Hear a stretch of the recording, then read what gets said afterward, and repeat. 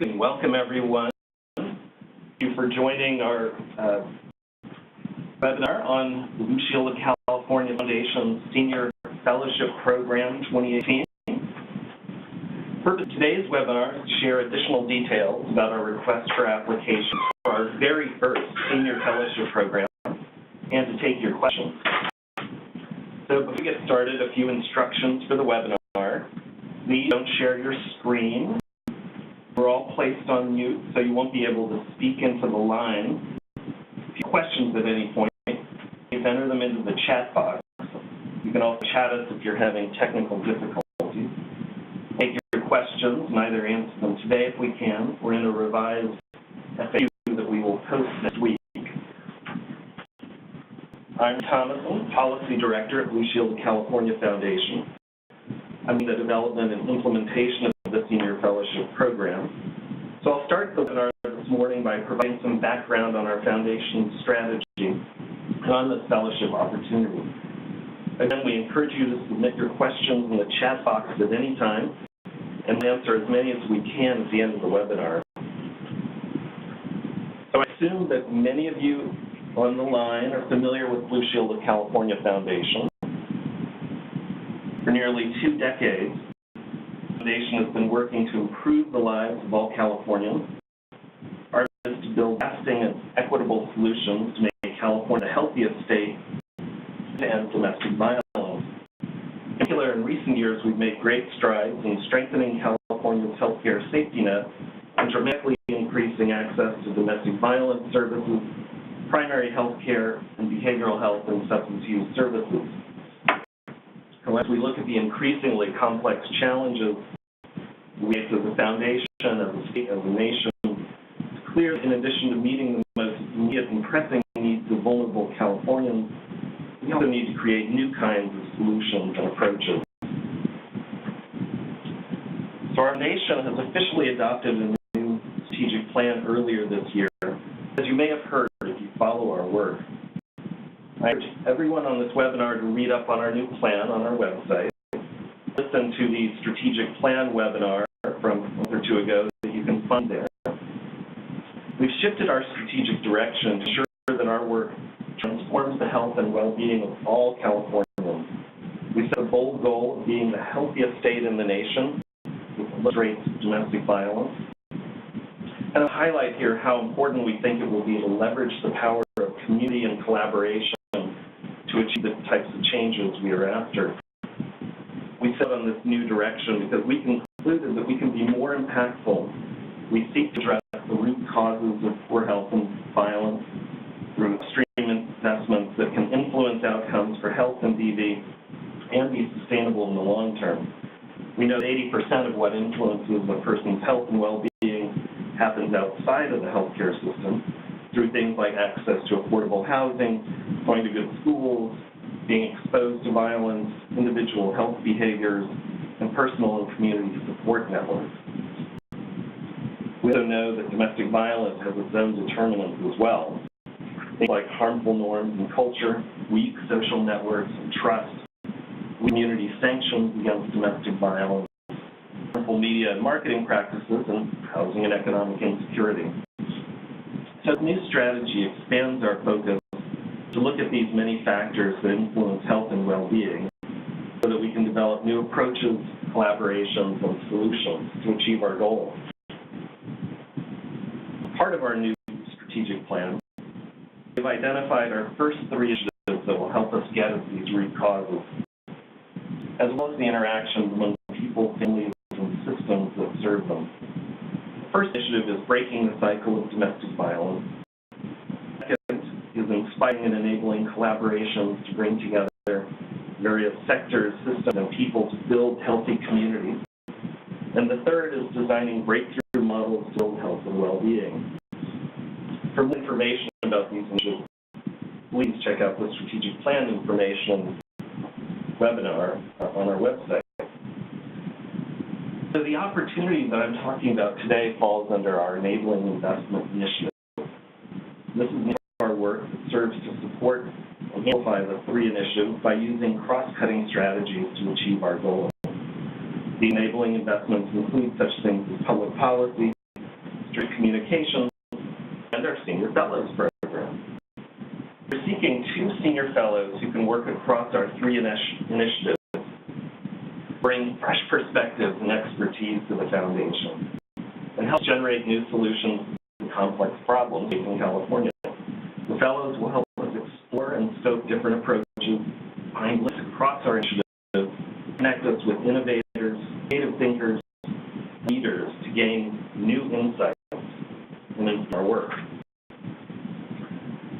I think we created the Senior Fellowship Program now because it's a really pivotal time here at the Foundation.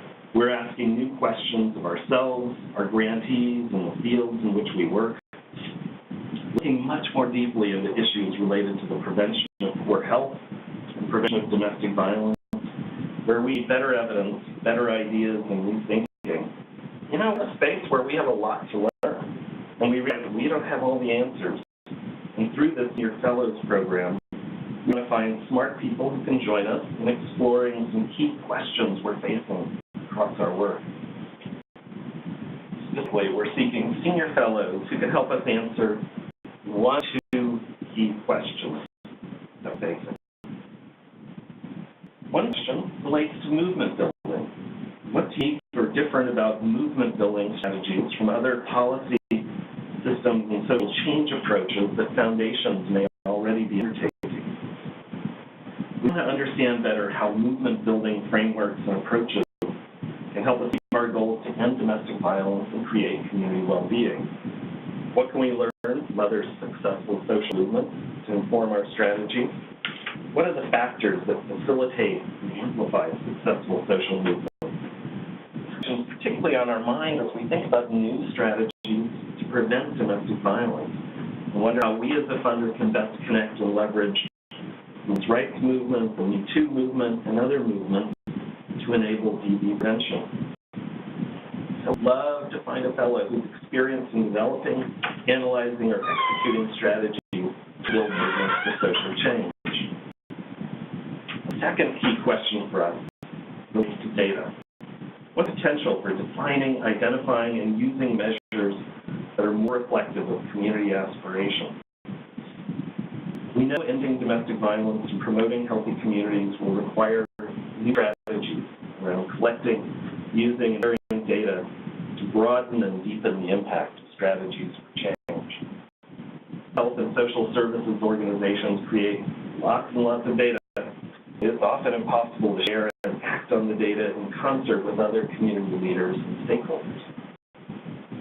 How can we use data to create innovative pathways to social change and develop new strategies to help grantees and communities use data for transformative initiatives? In an area we'd love to find a fellow who's experienced in using data to drive social change at a community or a field level, and who's worked with communities to make data relevant and actionable. Next, let me describe more the role of the senior fellows. Fellows will work closely with the program staff here at the Foundation to help us dig deeper into these 2 areas where we have our key questions. We really want you to bring your knowledge, skills, and ideas to help us explore these questions about data and movement. We want you to carry out research, write blogs and papers, and connect us with creative thinkers in these areas. We want you to help frame our strategies about data and movement building and inform how we target our resources. I do want to be clear, this isn't a pathway to learn how to be a Foundation program officer or grant maker. The senior fellows will not develop or review grant proposals, for example. But I expect that being a senior fellow will lead to a staff position at the Foundation.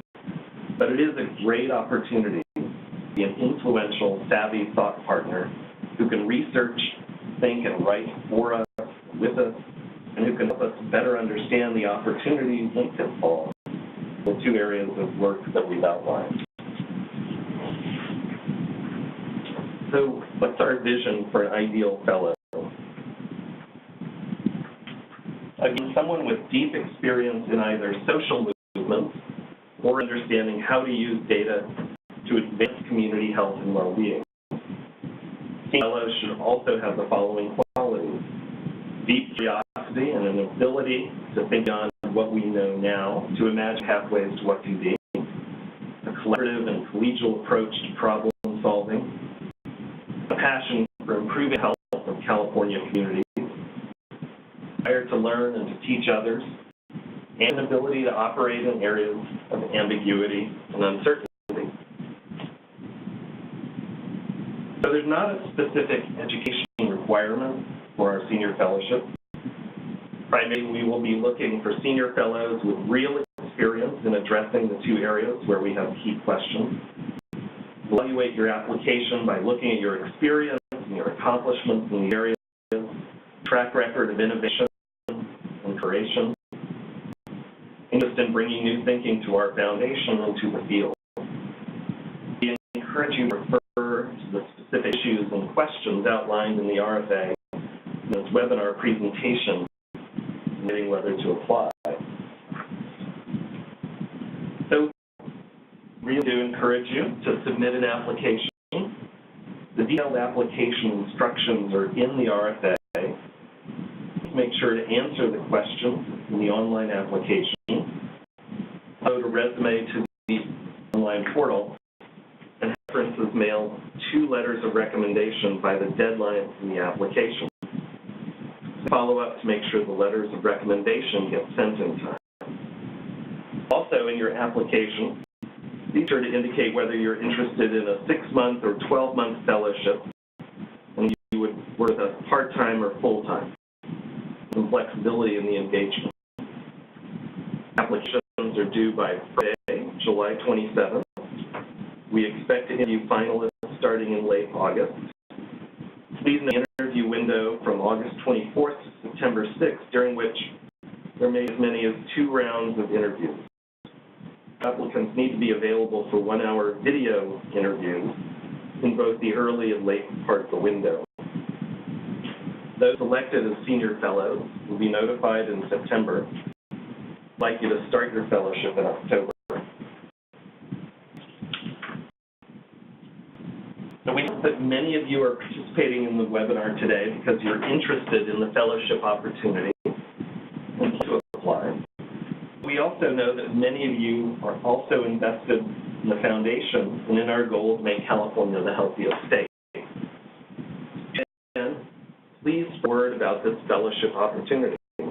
We are working hard to get the requests for applications out beyond the foundation's usual contact so that we can reach more and more new leaders and new communities across California. I hope you will help by distributing the RFA to your network excuse me, and colleagues who might be interested. So thank you all for listening in today. We'll turn to your questions, and we will address as many of them as we can now, and we will also follow up with an FAQ document to answer these and other questions that aren't able to get to. As a follow-up to the webinar, we share the webinar recording, PowerPoint, and FAQs document on our website this week. Be sure to check out our website, sign up for our email newsletter to keep up to date on what we're doing, future opportunities for funding. Okay.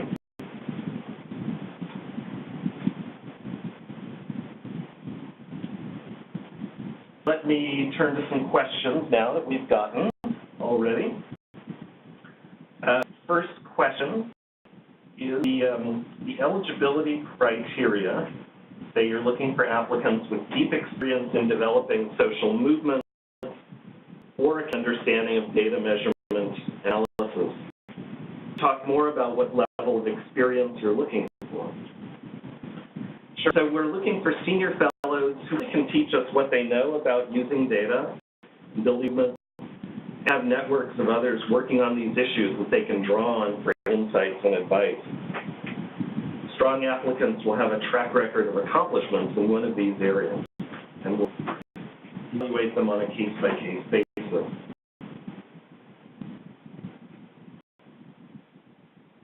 So a second question is, how much would I need to be physically located in San Francisco? And I'd say relocation to San Francisco is not a requirement for the candidates who will work remotely. and we work with you to find the right balance of time in the office versus working remotely.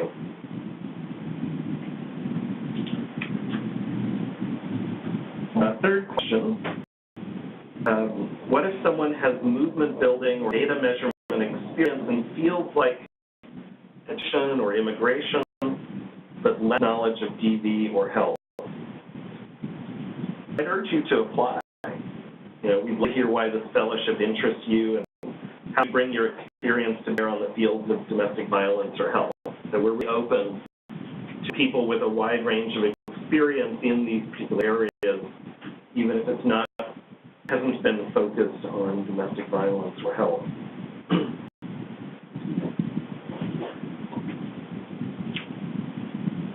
Now, another question is, what will the day-to-day work of a fellow look like? That's a great question. We expect fellows will work with the program staff to scope out research questions and projects. With the day-to-day, you'll be working with one or more of the program staff, their expertise and insights to their initiatives, and some of the time you'll be working independently to carry out research and writing.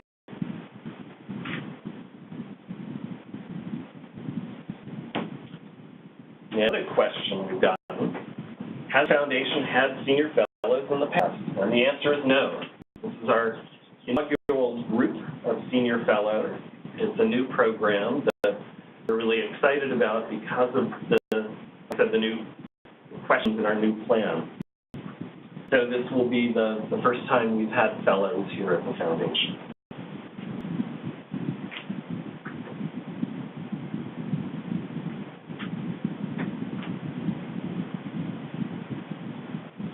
So another question is the senior fellow hired as a consultant or an employee? Are there benefits in addition to the salary? And something we can work with on an individual basis. It's likely the fellows will be hired as consultants rather than employees, and that there will be salary, like won't be benefits in addition to the salary, but you can work with individual candidates on a case-by-case basis to work out something that works.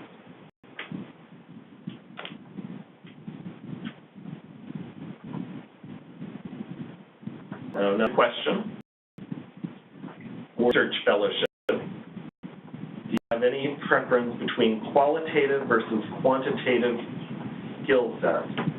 I think if you're referring to the data measurement fellow, that's a great question.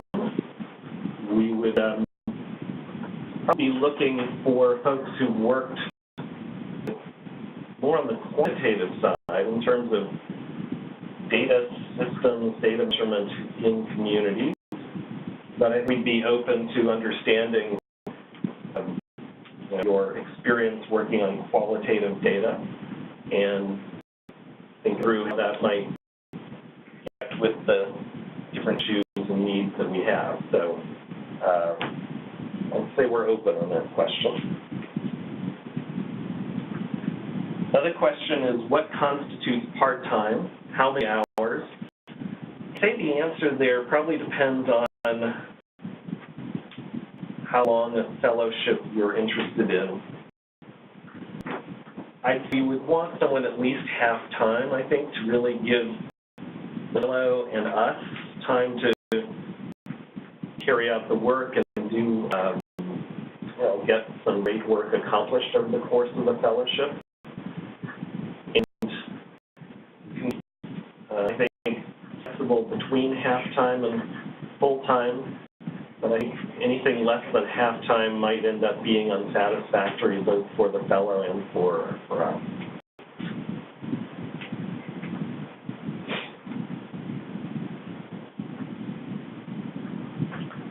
Here's a great question. Are we open to teams? That is, two people who would share one fellow's salary.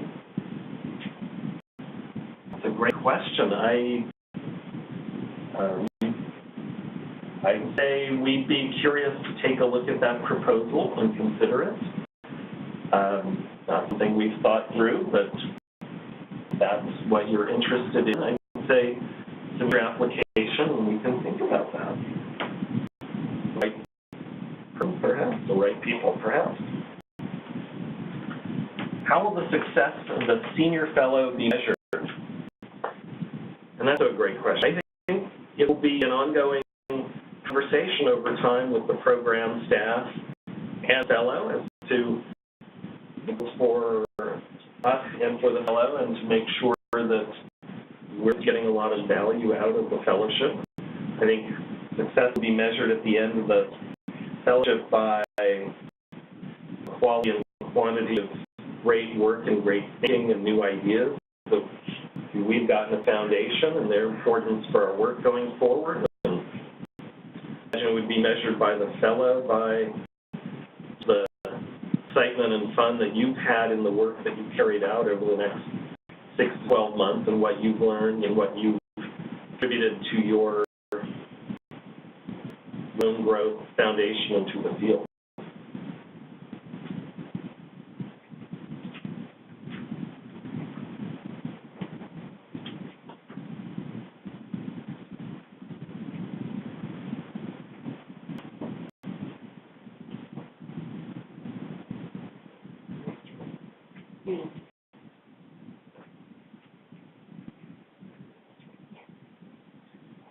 One question is the maximum number of words on application essay questions?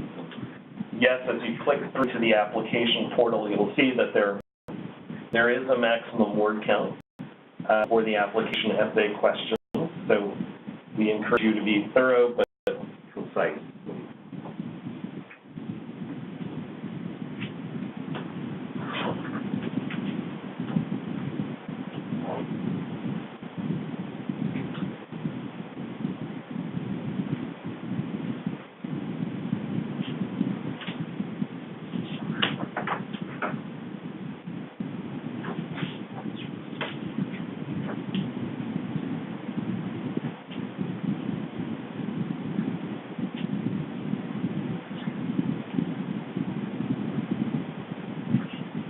Another question is, what is the Foundation's definition of domestic violence? And here we've been talking about domestic violence more broadly as family violence as we look at our new plan and new opportunities. And so we really include in that definition a lot of the classic elements of domestic violence, whether it's physical violence,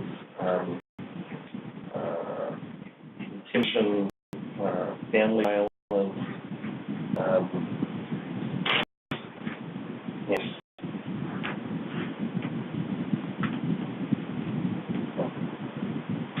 Those elements.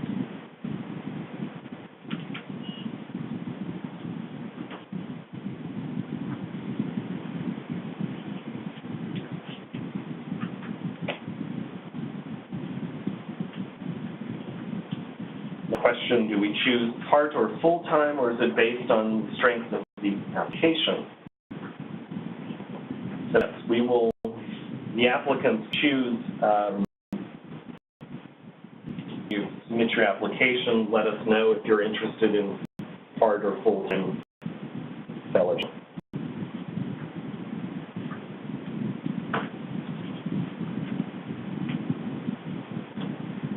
Are there any minimum education requirements? No, there aren't. No minimum education requirements. We're just looking, again, for people with some real experience in these different fields and issues that we care about.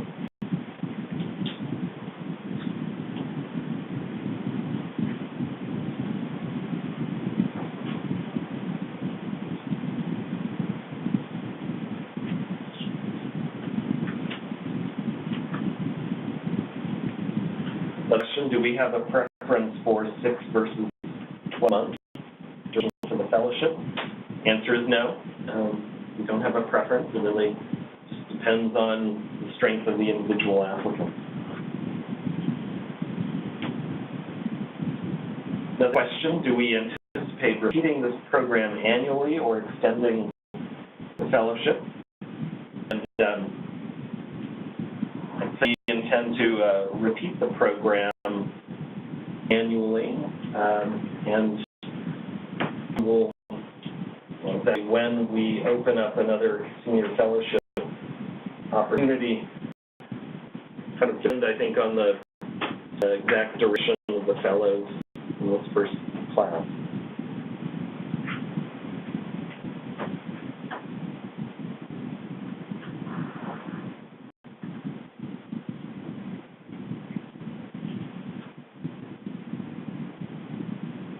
Another question that we've gotten is, will this fellowship include social networking with local organizations doing grassroots work? And I think I'd say to that question, it probably depends on the interest of the fellows and on the way the work evolves with our program staff. So to the extent this is an important issue for the way we think about data or movement building, there might be an opportunity for this kind of networking, but I'd say it's hard to say at this moment.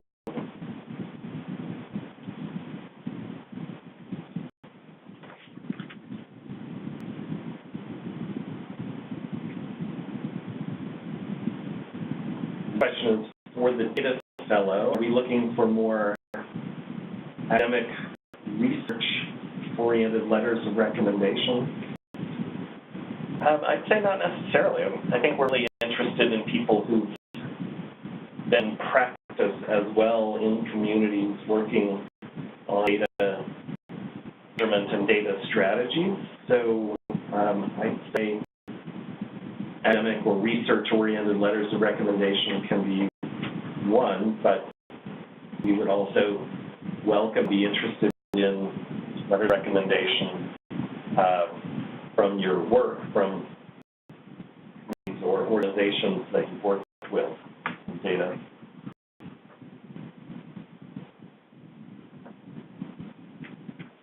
Another question is, can people with full-time jobs apply?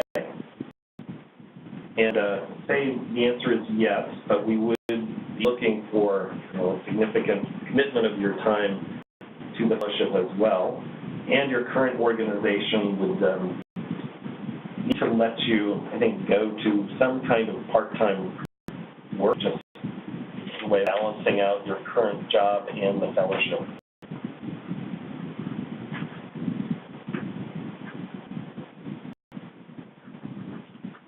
Now, what motivated the foundation to have a fellowship versus partnering with organizations or research groups? That's a great question, and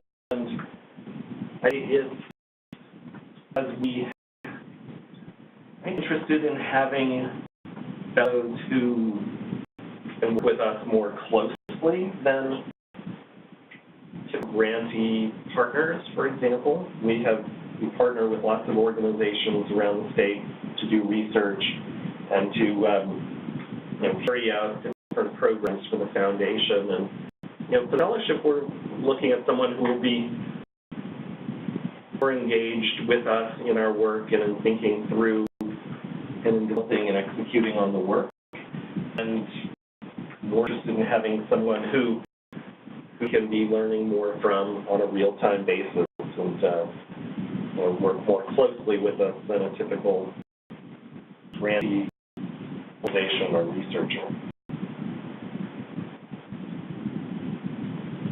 Another question, will you accept more than 2 letters of recommendation? And say the answer is no. We want to be fair to everyone and just give us 2, please. Another question, do you have to be a resident of California? No, you don't have to be a resident. You can work remotely, but you would need to be able to do some in-person time here at the foundation over the course of the fellowship.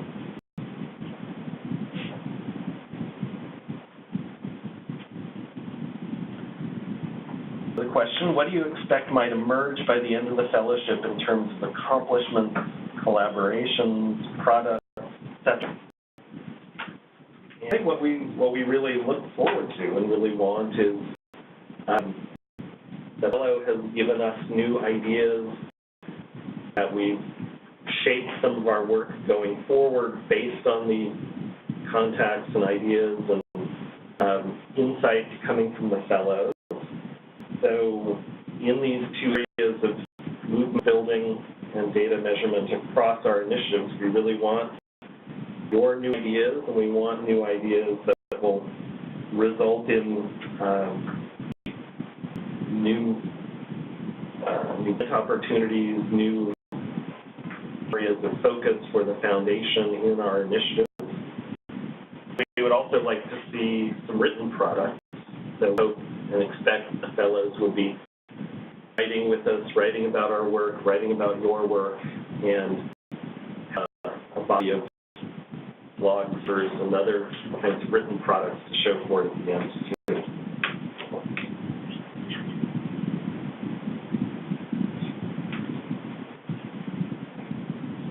Bit of background: working with communities of color and other marginalized communities be of interest to the foundation? Yes, absolutely. We think that will continue to be a real area of interest for us, is how to support marginalized communities across California in our work. So we would love candidates for the fellowship that have a background in that work.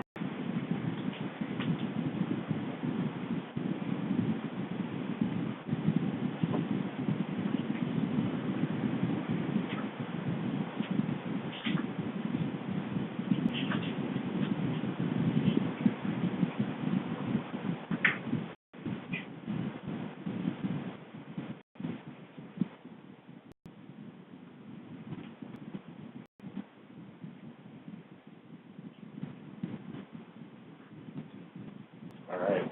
Continue questions. Thank you.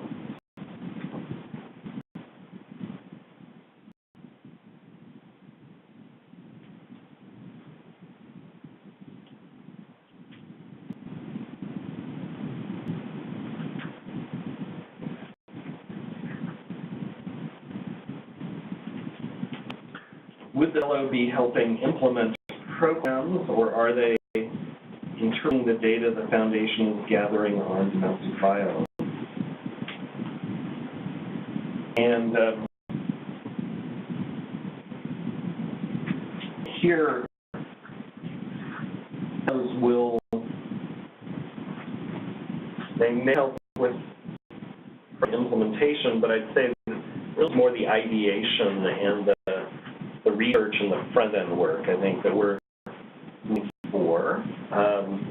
The individual fellowship collaborations with our program staff, there may be some implementation that happens as well, but I think be more at the front end of research and look at data and thinking about data around domestic violence, for example, could be one area of work for a fellow. And there's a lot of questions and areas where the data around DV is inadequate or challenging. So helping us think about our approach to data is definitely an area of work for a fellow.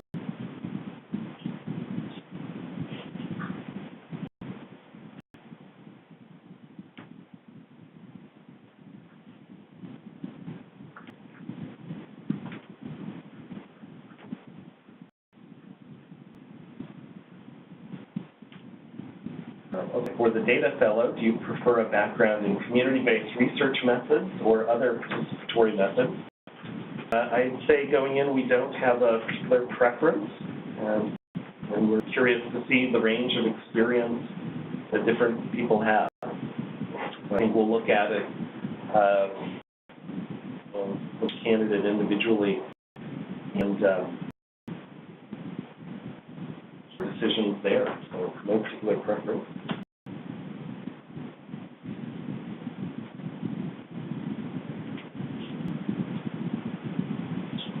We'll field fellows work closely with each other. I think that's something we can work out with the fellows and the program staff together. The fellows likely have some intersecting interests, and this is where they would work together. And I would expect as well they might have some different areas of interest and focus. So I'd say there's going to be some independent work and could be areas of working together. What are the challenges the fellow may face? I'd say here the challenge will be simply that this will be the first fellowship program that we run. So there will be some work that we all will be doing to get structure to it and create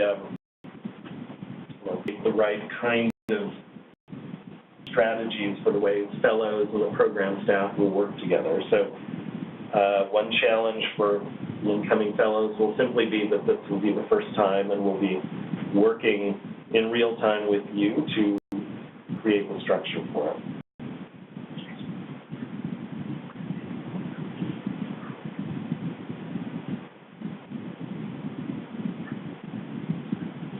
Question, is there an advantage to having skill sets and interests in both areas in movement building?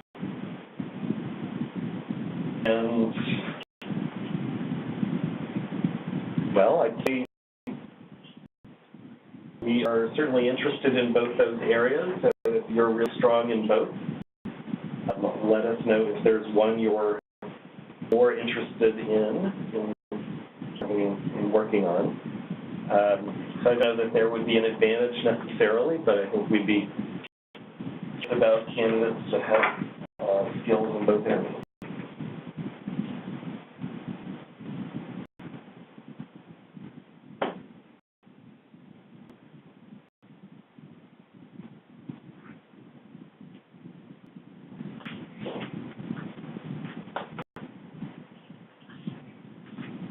What are our hopes and expectations for the Fellows Program? Simply that it's a great experience for the Fellows.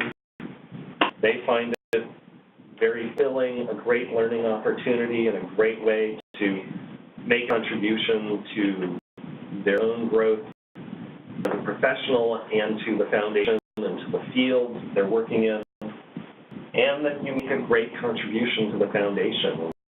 Help us think about new ideas, think about new strategies for making positive change in California, and impact on our thinking going forward as we're moving into the implementation of our new strategic plan.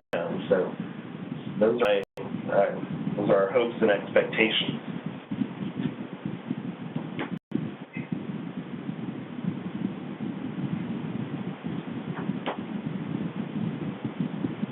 And maybe a little bit more along the lines of what are our expectations. I mean, we really expect that you bring us your best thinking and you will leverage your networks and your ideas and your interests and really make those contributions to the foundation. So we will, we expect that the fellows will really bring their A game to the foundation.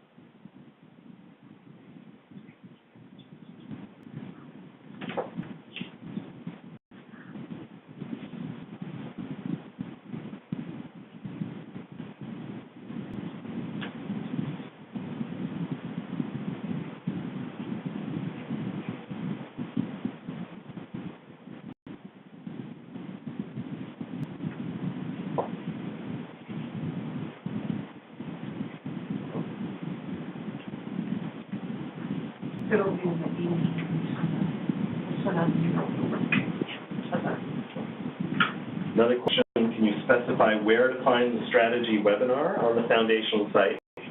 We'll make sure that the link to that webinar is in email that we send out following up to this webinar.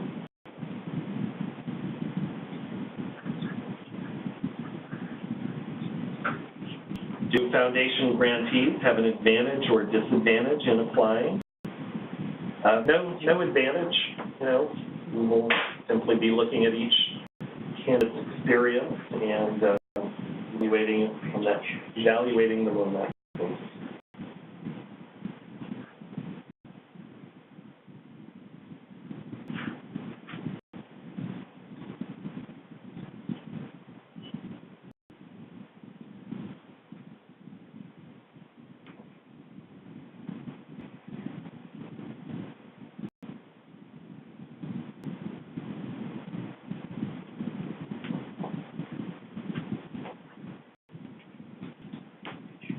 Okay, I think we have one or two more.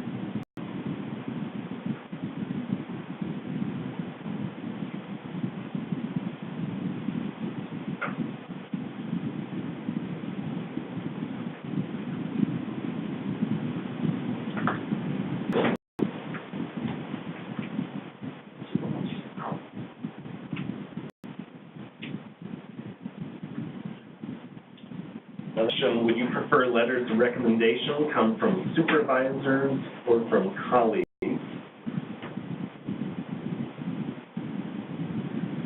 And I'd say there, it's, you know, who really can speak best to your qualifications for this fellowship? Who can really speak to your ability to carry out research, generate new ideas, think, connect? So it's really who can best speak to those qualities in your past work.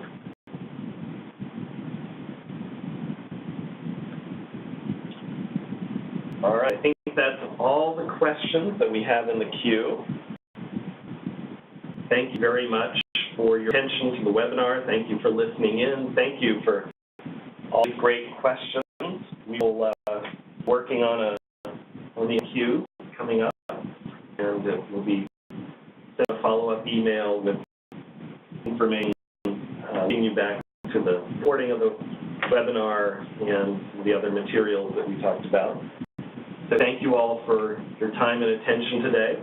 Please remember, submit your applications by July 27th, and we will really consider this opportunity and send an application because we're excited about the opportunity here for fellows to contribute to our work, and we'd love to get to know you and look at your application. So thank you very much.